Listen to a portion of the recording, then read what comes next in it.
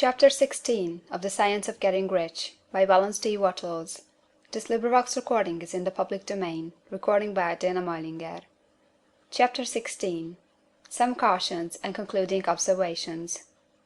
Many people will scoff at the idea that there is an exact science of getting rich.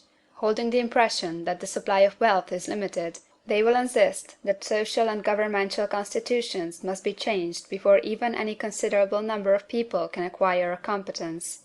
But this is not true. It is true that existing governments keep the masses in poverty, but this is because the masses do not think and act in a certain way. If the masses begin to move forward as suggested in this book, neither governments nor industrial systems can check them. All systems must be modified to accommodate the forward movement. If the people have the advancing mind, have the faith that they can become rich, and move forward with the fixed purpose to become rich, nothing can possibly keep them in poverty. Individuals may enter upon the certain way at any time, and under any government, and make themselves rich, and when any considerable number of individuals do so under any government, they will cause the system to be so modified as to open the way for others. The more men who get rich on the competitive plane, the worse for others, and more who get rich in the creative plane, the better for others. The economic salvation of the masses can only be accomplished by getting a large number of people to practice the scientific method set down in this book, and become rich. These will show others the way, and inspire them with a desire for real life, with the faith that can be attained, and with the purpose to attain it. For the present, however, it is enough to know that neither the government under which you live, nor the capitalistic or competitive system of industry can keep you from getting rich. When you enter upon the creative plane of thought, you will rise above all these things, and become a citizen of another kingdom. But remember that your thought must be held upon the creative plane. You are never for an instant to be betrayed into regarding the supply as limited, or into acting on the moral level of competition. Whenever you do fall into old ways of thought, correct yourself instantly. For when you are in the competitive mind, you have lost the cooperation of the mind of the whole. Do not spend any time in planning as to how you will meet possible emergencies in the future, except as the necessary policies may affect your actions today. You are concerned with doing today's work in a perfectly successful manner, and not with emergencies which may arise tomorrow. You can attend to them as they come. Do not concern yourself with questions as to how you shall surmount obstacles which may loom upon your business horizon, unless you see plainly that your course must be altered today in order to avoid them.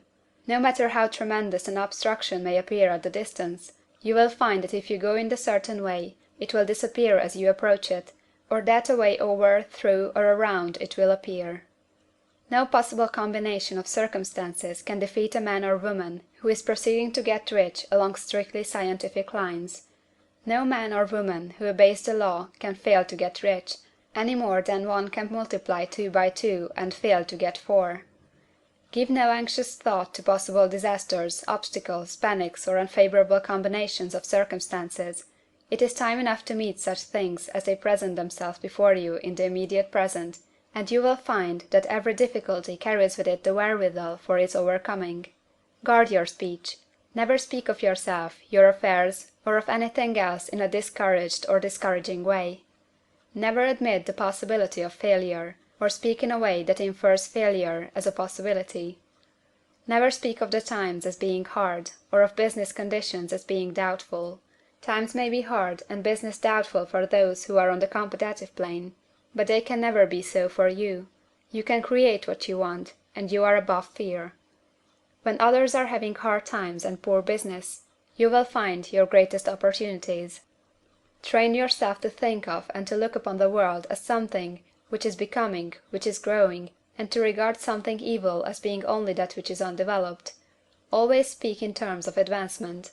To do otherwise is to deny your faith, and to deny your faith is to lose it. Never allow yourself to feel disappointed. You may expect to have a certain thing at a certain time, and not get it at that time, and this will appear to you like failure. But if you hold to your faith, you will find that the failure is only apparent. Go on in the certain way, and if you do not receive that thing, you will receive something so much better that you will see that the seeming failure was really a great success. A student in this science had set his mind on making a certain business combination which seemed to him at the time to be very desirable, and he worked for some weeks to bring it about.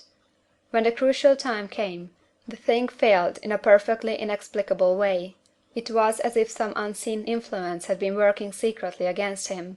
He was not disappointed; on the contrary, he thanked God that his desire had been overruled, and went steadily on with a grateful mind. In a few weeks an opportunity so much better came his way that he would not have made the first deal on any account, and he saw that a mind which knew more than he knew had prevented him from losing the greater good by entangling himself with the lesser. That is the way every seeming failure will work out for you, if you keep your faith, hold to your purpose, have gratitude, and do, every day, all that can be done that day, doing each separate act in a successful manner. When you make a failure, it is because you have not asked for enough. Keep on, and a larger thing than you were asking will certainly come to you. Remember this. You will not fail because you lack the necessary talent to do what you wish to do. If you go on as I have directed, you will develop all that talent that is necessary for the doing of your work. It is not within the scope of this book to deal with the science of cultivating talent, but it is as certain and simple as the process of getting rich.